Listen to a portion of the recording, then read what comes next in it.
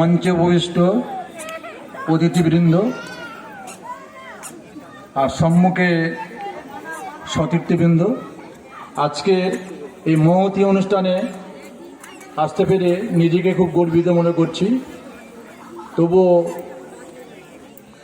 রবীন্দ্রনাথ ঠাকুর সম্পর্কে দু চার কথা বলতেই হয়, খুব সংক্ষিপ্তই বলবো। খুলেছ দুয়ার, এসেছ জ্যোতির্ময়, যুগ যুগ জামি তোমারও বিভায়, পতাকা পুণ্যময়। কোন পতাকা? বৈরিক পতাকা। তাহলে রবি ঠাকুর বৈরিক পতাকা কথাটা কোথায় বললেন? আমরা যদি কথা কাহিনীতে পৌঁছে যাই, সেখানে যদি শিবাজি উৎসব কথাটা আমরা আবৃত্তিরা করতে পারি বা পড়তে পারি বা দেখতে পারি সঞ্চয়িতাতে, দেখবেন সেখানে বলে দিয়েছে শিবাজি সেই বৈরিক পতাকা যারা রামদাস স্বামীর কাছ থেকে পেয়েছিল, সে পতাকা সেদিন আমরা মর্যাদা দিতে পারিনি, মারাঠাদের সঙ্গে সেদিন আমরা বাঙালিরা সাথ দিতে পারিনি, তার জন্য তার আক্ষেপ আছে ওই কবিতাতে। 1916 সালে 18 সালে রবি ঠাকুর লিখল শুভ্র তাজমহল, তাজমহল এক প্রেম কাহিনী। কিন্তু যখন তিনি পরিণত বয়স 38 সালে তিনি লিখলেন, কি লিখলেন? দিকে দিকে নাগিনীরা ফেলিতেছে বিষাক্ত নিঃশ্বাস, শান্তির ললিত বাণী শোনা এবে ব্যর্থ পরিবাস। আর কি বলেছেন সেই কবিতাতে? যে আজকের আমাদের প্রস্তুত হতে হবে ঘরে ঘরে, কারণ 1925 সাল নাগাদ মুসলিম লীগ প্রতিষ্ঠা হয়েছে, আর ভারতবর্ষের চতুর্দিকে তখন দাঙ্গা বাঁধিয়ে দিয়েছে। তার থেকে রেহাই পাওয়ার জন্যে যে কবিতাটা আমাদের দিলেন সেটা হলো এই নাগিনীরা ফেলিতেছে বিষাক্ত নিঃশ্বাস। সেই জন্য যখনই আমরা রবীন্দ্রনাথ পড়তে যাব, তার যে কবিতাগুলো দিয়ে মানবতা বোধ সেগুলো তো আমরা বলবোই, কিন্তু যেগুলো দিয়ে আমাদের শিক্ষা দিয়ে গেছে, যেগুলোকে জাতির এগিয়ে নিয়ে যেতে পথ দেখিয়েছে, সেই কথাগুলো আমরা না বলবো কেন? সেগুলো ঢেকে রাখবো কেন? সেগুলো তো ঢেকে রাখার জায়গা নেই।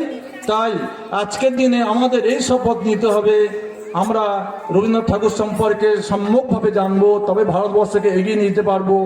আর যদি ভারত তীর্থ কবিতাটা আমরা পড়ি, সেখানে সুন্দরভাবে বলে দিয়েছে সগুন্ধল পাঠান মোগল তারা আমাদের দেশে অত্যাচার করতে এসেছিল, কিন্তু আমাদের যে সুসংস্কৃতি, শুভ সংস্কৃতি এবং সত্যভক্ত যে সংস্কৃতি ছিল, সেদিন তাদেরকে আমরা একসাথে করে নিয়েছি। তাই আমাদের মধ্যে মিলিয়ে নিয়েছি, একটাই জাতি ছিল, তারা এসে মিলে গেছে। আমরা কম্পোজিট কালচার করিনি বা কম্পোজিট কোনো জাতি তৈরি হয়নি।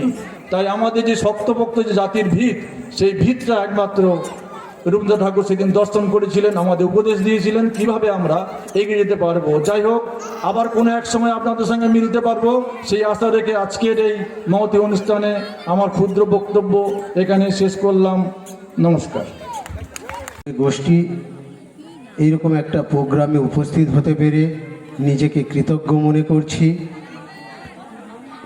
আজকের পঞ্চায়েত এরিয়া, এইরকম একটা গ্রাম্য এরিয়াতে রবীন্দ্রনাথ ঠাকুরকে নিয়ে যে চিন্তা ভাবনা এবং সমাজে মানুষের মধ্যে এই চিন্তা ভাবনাকে প্রবেশ করার যে আপ্রাণ প্রচেষ্টা চালিয়ে যাচ্ছে, তাই অন্তরের অন্তঃস্থল থেকে আমি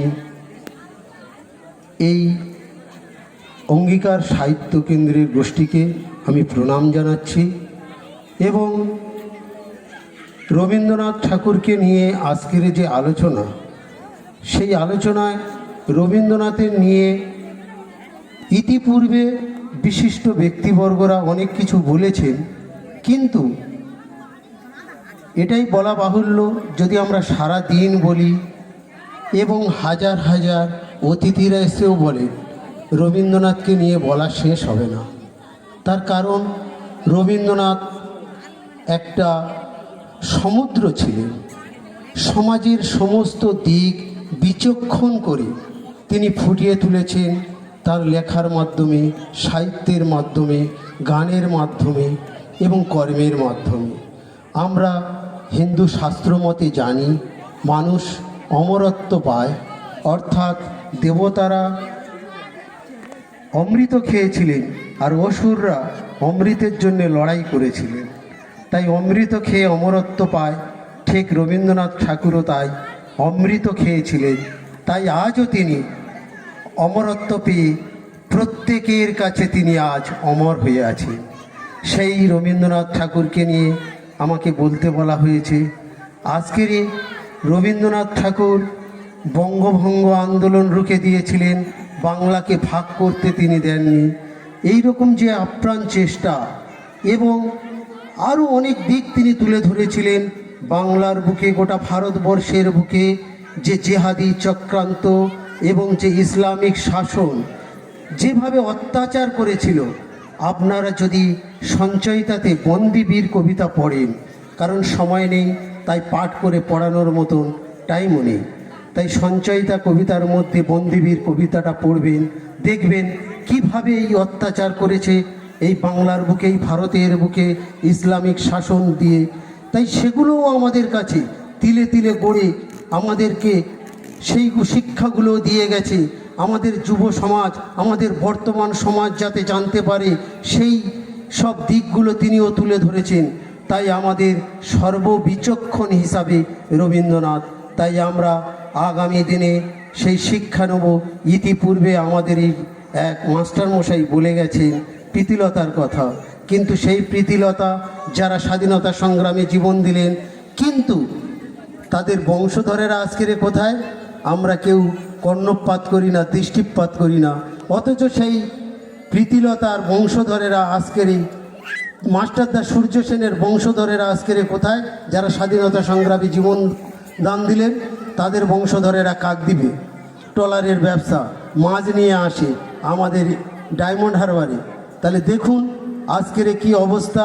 তাই আমাদের উচিত রবীন্দ্রনাথের বন্দিবীর কবিতা থেকে শিক্ষা নিয়ে যে চক্রান্ত গড়েছিল, আমরা সেই চক্রান্তের প্রতিকার করব। আগামী দিনে এই রকম একটা মহতী অনুষ্ঠানে যে সামান্য গুটি কয়েক মানুষ বসে আছি, তার পরিণাম কি?